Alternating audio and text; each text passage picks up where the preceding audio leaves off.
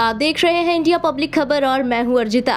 शाहजहांपुर में पिछले दिनों दिन दहाड़े अधिवक्ता भूपेंद्र सिंह की गोली मारकर हत्या किए जाने के बाद वकीलों का गुस्सा 7वें आसमान पर है और उन्होंने सरकार के खिलाफ मोर्चा खोल दिया है। यूपी बार काउंसिल के आह्वान पर आज पूरे प्रदेश के वकीलों ने न्यायिक कार्य से विरत रहकर जोरदार विरोध प्रदर्शन किया।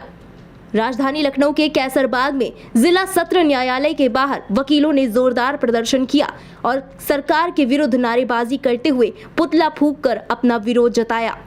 इसी को लेकर इंडिया पब्लिक खबर के संवाददाता शरद त्रिपाठी ने सिविल कोर्ट लखनऊ में न्यायिक कार्य से विरत रहकर प्रदर्शन कर रहे अधिवक्ताओं से खास बातचीत की।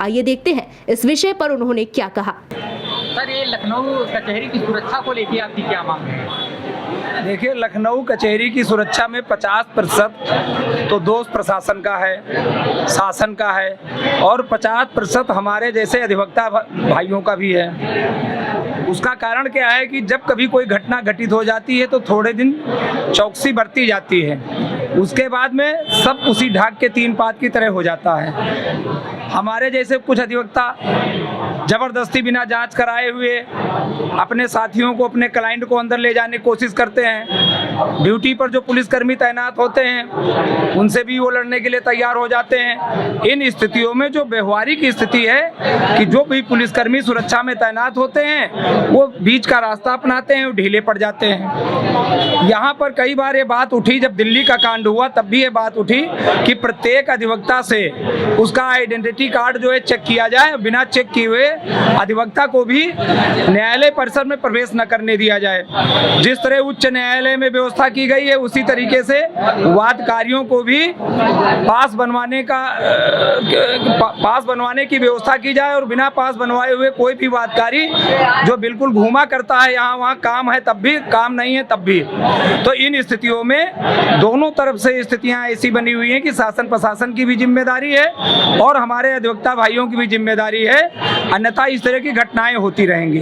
और रही बात जो शाहजहांपुर में घटना हुई, शाहजहांपुर की घटना में जो पुलिस ने वर्जन दिया है, जो वीडियो वायरल हो रहा है, उसमें जो हत्या आरोपी है वो भी अधिवक्ता है। उसने अपना पक्ष रखा है कि यदि कोई भी अधिवक्ता वकालत करने के अतिरिक्त किसी के तरफ से पक्षकार बनेगा, किसी को कानून व्यवस्था से अलग हट करके, न्यायालयी व्यवस्थाओं से अलग हट करके किसी को त्रस्त करेगा, किसी का शोषण उत्पीड़न करने में मदद करेगा, तो इस तरह की घटनाएं होती रहेंगी। कि जैसा वायरल वीडियो में वो अधिवक्ता ये कह रहा है कि हमारे ऊपर 2500 मुकदमे लगवा दिए गए गलत तरीके से और हमारा जो है उत्पीड़न हुआ, जब हमें कहीं से कोई सुनवाई नहीं हो पाई हमारी, तो मुझे मजबूरी में ये कदम उठाना पड़ा। यद्यपि ये इस कार्य की न प्रशंसा की जा सकती, न इसमें किसी प्रकार का सहयोग किया जा सकता है, लेकिन जो 62 साल का, 63 साल का व्यक्ति और अधिवक्ता है वो ये जानता है कि इसका परिणाम क्या होगा, वो इस तरह की घटना करने के लिए मजबूर होता है। तो हम लोगों को, अधिवक्ता भाइयों को अपने गिरेबान में झांकते हुए इस पर चिंतन मनन करना पड़ेगा कि हम लोग किस रास्ते पर जा रहे हैं। ये जो व्यवस्था सर, ये लखनऊ में इससे पहले ये शाहजहांपुर कांड को लेकर जो भी घटना चल रही, प्रदर्शन वगैरह चल रही है, तो आपका क्या कहना है? धरना प्रदर्शन जो चल रहा है इसको जो है सही दिशा में जो है धरना होना चाहिए वकीलों के हित में, और बार के जो हमारे पदाधिकारी हैं, अध्यक्ष मंत्री हैं, उनके नेतृत्व में एक बड़ा जो है धरना होना चाहिए जिससे एडवोकेट प्रोटेक्शन एक्ट लागू हो सके वकीलों के हित में, तब जाके, और सरकार को भी जो है पारित करना चाहिए। कई प्रदेशों में जो पारित किया जा चुका है, केवल योगी सरकार जो है नहीं पारित कर रही है। प्रदेश से और सुप्रीम कोर्ट वगैरह के जो वकील हैं, तो इनका सहयोग आपको मिल रहा है? बिल्कुल, हर जगह से मिल रहा है। सर, लखनऊ कचहरी को लेके आप किस तरह की सुरक्षा चाहती हैं? अरे कड़ी सुरक्षा चाहते हैं, ये कड़ी सुरक्षा होनी चाहिए। और इस समय सरकार से आपकी मुख्य मांग क्या है? मुख्य मांग के वकीलों के हित में काम करें, क्योंकि वकीलों के हित में कोई कार्य नहीं कर रही। इसमें यह है कि जो सरकारें आती हैं वो वकीलों के विषय में कोई ध्यान नहीं देते हैं और वकीलों वकील इससे सुरक्षित नहीं रहता है। लोग बार रंजिशें मानते हैं वकीलों से, क्योंकि सब सरकारी लोग होते हैं। पक्ष विपक्ष वाले भी वकीलों को क्योंकि सुविधाएं नहीं दी जाती हैं सरकार की तरफ से, इस वजह से सभी वकील असुरक्षित रहते हैं। इसलिए ऐसी घटनाएं हुआ करती हैं और हाई कोर्ट भी इस विषय में कोई वकीलों के हित में आर्डर नहीं पास करता है। वो केवल शासन के अनुसार आर्डर लिपापोती किया करता है। इसलिए जो है इस घटना से वकील लोग बहुत दुखी हैं और सरकार से अपनी मांगे जो अनवरत चल रही हैं बार काउंसिल और लखनऊ बार की तरफ से, वो मिलना चाहिए। और ये शाहजहांपुर कांड को लेकर, ये शाहजहांपुर कांड के विषय में ही तारतम्य में मैं बता रहा हूँ। वहाँ की घटना बहुत ही दुखित है और उसकी निंदा होनी चाहिए प्रदेश सरकार की ओर से, और वहाँ के अधिवक्ता को जो है प्रदेश सरकार से अच्छी धनराशि उसके परिवार को गुजर बसर हेतु मिलनी चाहिए। इसकी कभी जब भी ऐसी घटनाएं हुई हैं तो इसमें आप किसको दोषी मानते हैं, सरकार को या व्यवस्था को? देखिए, हर घटना के पीछे सरकार ही दोषी कही जाएगी, क्योंकि घटनाएं जो है बिना सरकार के निरंकुशता के कारण जो ऐसी घटनाएं होती हैं। क्योंकि कोई फरियादी, कोई वकील अपनी शिकायत लेके जाता है थाना पुलिस हर जगह, तो उनका जो है समाधान नहीं किया जाता तुरंत, तो उसके फलस्वरूप ऐसी घटनाएं बहुत जल्दी घटित हो जाती हैं, जो सरकार को ध्यान देना चाहिए। प्रोडक्शन के बारे में बातें तो बहुत होती है, लेकिन उसको आज तक कहीं किसी भी सरकार ने लागू करने के विचार में कोई विचार नहीं किया है। सिर्फ प्रोडक्शन एक्ट बना दिया गया है। जब तक उसको लागू पूरा अक्षरशः लागू कर दिया जाए तो बहुत हद तक वकीलों की रक्षा की जा सकती है उससे। जो आए दिन इस तरह की हत्या ऐसी घटनाएं, जघन्य अपराध किए जा रहे हैं, इन पर रोक लगाने का वही एक तरीका है। इसके अलावा जो भी कोर्ट में आते रहते हैं लोग, उनकी हर तरीके से तलाशी अवश्य ली जाए जाते हुए, तो किसी तलाशी पूर्ण रूप से नहीं ली जाती है। कुछ वकील भाई लोग भी यही कहते हैं कि ऐसा हम वकील हम तलाशी क्यों दें, ये भी एक गलत तरीका है। तलाशी हर एक की होनी चाहिए, चाहे वकील हो या मुवक्किल हो, कोई भी हो। आज जो धरना वगैरह चल रहा है जी, इसमें आपकी मुख्य मांग क्या है? मुख्य मांग है वकीलों की सुरक्षा के लिए सरकार कोई कठोर से कठोर जो भी कदम उठा सकती है उठाए।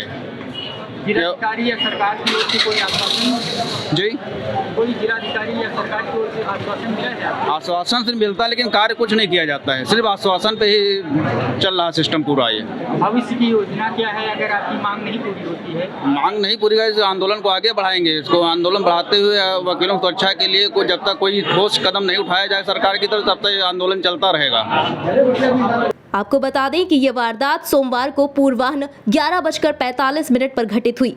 60 वर्षीय अधिवक्ता भूपेंद्र प्रताप सिंह कोर्ट की तीसरी मंजिल में ACJM कोर्ट की ओर जा रहे थे, तभी तमंचे से उन पर फायर किया गया। गोली सिर के पिछले हिस्से में लगी। गोली लगने के बाद अधिवक्ता की मौके पर ही मौत हो गई। इधर कोर्ट परिसर में अधिवक्ता की हत्या के बाद अधिवक्ताओं ने प्रदर्शन और सड़क पर जाम लगाकर गिरफ्तारी की मांग की। मृतक के बड़े भाई योगेंद्र ने सुरेश कुमार गुप्ता और उनके 2 बेटे अंकित और गौरव के खिलाफ हत्या का मुकदमा दर्ज कराया है। पुलिस ने मामले में आरोपी अधिवक्ता सुरेश को पहले ही गिरफ्तार कर लिया है। पुलिस के सामने उसने अपना अपराध स्वीकार कर लिया है। आरोपी ने पुलिस को पूछताछ में बताया कि उनके और भूपेंद्र के बीच लगभग 20 मुकदमे चल रहे थे, जिसको लेकर कई बार विवाद हो चुका था। आज इनको मारा है। हल्का घूम जाइए, तो घूम जाइए। नहीं, फिर क्या मजबूरी क्या हो गई थी जो ये कदम उठाया? हाँ, वहाँ बता थोड़ा। 24 मुकदमे इन्होंने हमारे ऊपर फर्जी कर रखे थे, चोरी से, डकैती से, मर्डर से, जिसमें हमारा कोई सहयोग नहीं था। माइक नहीं लगना है भाई। फिर कोई भी मुकदमा बंद होता था तो उसका ये रिवीजन डाल देते कि पिछला जजमेंट गलत हुआ तो वो रिस्टोर हो जाते थे। 24 हर साल 1-2 मुकदमे डाल देते थे। हम खाना नहीं खा पाते थे, रात में नींद नहीं आती थी, जब जाते थे तो फिर नींद ही नहीं आती थी। हम इस वजह से परेशान थे, या तो हम सुसाइड कर लें अपने को या इसको मार दें। तो जेम से लेके गया था। आज कैसे ले गए? जेम में रख के ले गए थे। पुलिस ने कुछ चेक किया? अरे रुक तो जाओ। अरे वकीलों कम चेकिंग करती है। अदालत परिसर को ही क्यों चुना था? वहाँ एक इनका निश्चित पहुँचना होता है, जहाँ हमारे केस लगे वहाँ उनका केस लगा होता है।